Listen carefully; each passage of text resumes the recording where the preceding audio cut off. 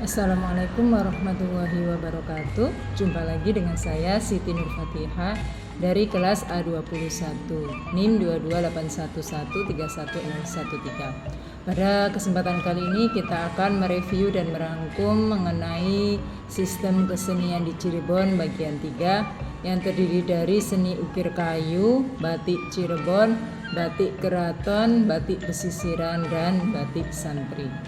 Dosen pengampuh kami Bapak Heru Prayogo, Magister Pendidikan.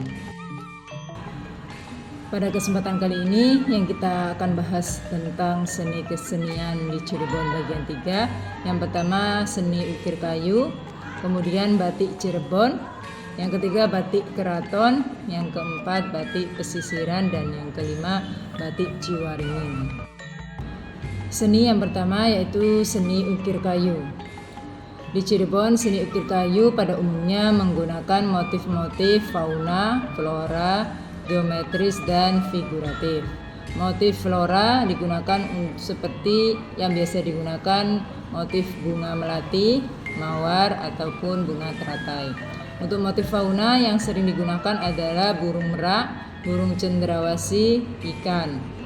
Motif geometris yang sering digunakan berbentuk segitiga, persegi, ataupun lingkaran. Sedangkan motif figuratif yang sering digunakan adalah seperti toko pewayangan, toko-toko religius, dan toko-toko masyarakat. Seni ukir kayu dipengaruhi oleh berbagai unsur budaya, termasuk mulai dari agama Hindu, Tiongkok, dan agama Islam. Seni ukir kayu di Cirebon diciptakan mempunyai arti simbolik dan mempunyai rasa keindahan dalam hiasannya. Pada seni ukir kayu di Cirebon yang perlu dipelajari dan dikembangkan dari generasi ke generasi, baik dari segi bahannya, desain, tempat pembuatannya maupun dari segi hiasannya. Seni yang kedua yaitu batik Cirebon. Pada awalnya seni membatik hanya dipelajari pada putri keraton untuk mengisi waktu senggangnya. Namun ornamen batik yang berkembang pada saat itu seperti Paksi, Naga, Liman, Siti Inggil, Kanoman, Taman Kasepuhan, dan Taman Sunyaragi. Batik yang dihasilkan disebut batik bergaya keraton. Lalu dalam perkembangannya masyarakat Cirebon mempelajari seni batik sebagai barang dagangan. Jadi batik Cirebon diperdagangkan dan merupakan batik tertua yang memberikan pengaruh terhadap ragam pola batik di sentra industri batik di Jawa Barat. Motif batik Cirebon ini yang paling terkenal dan menjadi ikon di Cirebon adalah motif megamendung seperti yang ada di layar. Motif ini melambangkan awan pembawa hujan sebagai lambang kesuburan dan pemberi kehidupan. Motif megamendung ini memiliki gradasi warna yang sangat bagus, dengan proses pewarnaan yang dilakukan sebanyak lebih dari 3 kali. Seni yang ketiga yaitu batik Cirebon. Batik Cirebon atau disebut dengan batik keraton, keraton Kasepuhan maupun keraton Kanoman. Pada awalnya merupakan hasil kecintaan keluarga keraton pada seni lukis.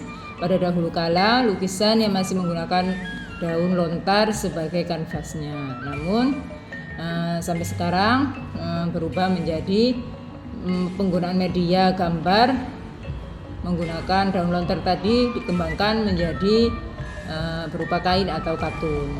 Umumnya batik Cirebon berasal dari keraton memiliki warna yang cenderung gelap, warna seperti hitam, coklat, merah tua atau yang mendominasinya. Dalam masalah tata letak, batik keraton atau batik Cirebon umumnya tersusun horizontal dalam 3 lajur yang menggambarkan atas sebagai jajaran, tengah, dan bawah. Ciri-ciri ini kemudian yang membedakan antara batik Cirebon atau batik keraton dari batik daerah-daerah pesisir. Seni kesenian yang keempat yaitu batik pesisiran atau trusmi.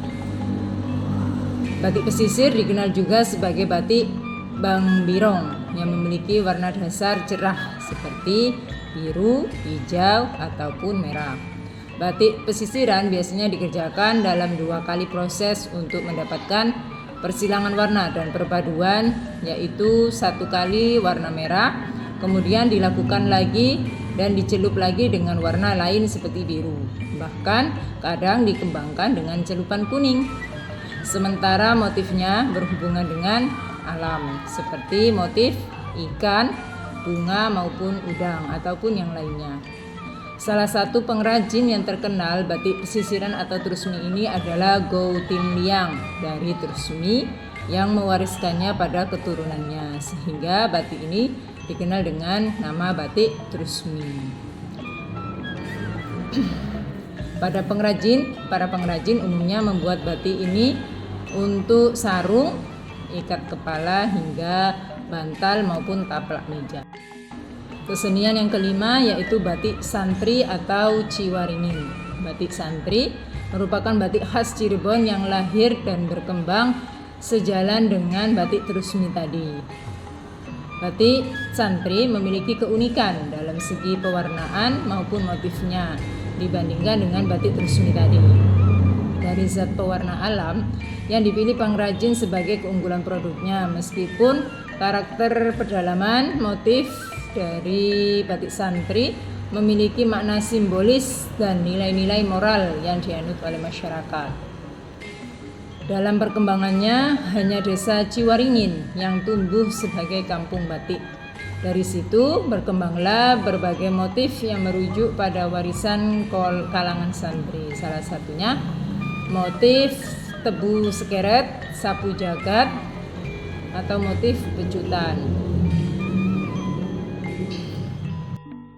Kesimpulan dari review atau rangkuman kesenian Cirebon yang ketiga mengenai batik, bahwa perbedaan batik di Cirebon dengan batik daerah yang lainnya adalah tentang teknik wit, yaitu 1 garis batas yang dibuat dengan cara diblok berlapis lilin agar terbentuk satuan garis lengkung yang halus. Dan ini proses pembuatannya rumit dan butuh ketelitian. Sementara secara umum motif batik Cirebon dibagi menjadi 5 ragam, yaitu wadasan atau batu karang ataupun batu cadas, kemudian ragam geometris, buketan atau pangkaan, biur, dan semarangan. Mungkin itu yang bisa saya sampaikan. Kurang lebihnya saya mohon maaf. Wassalamualaikum warahmatullahi wabarakatuh.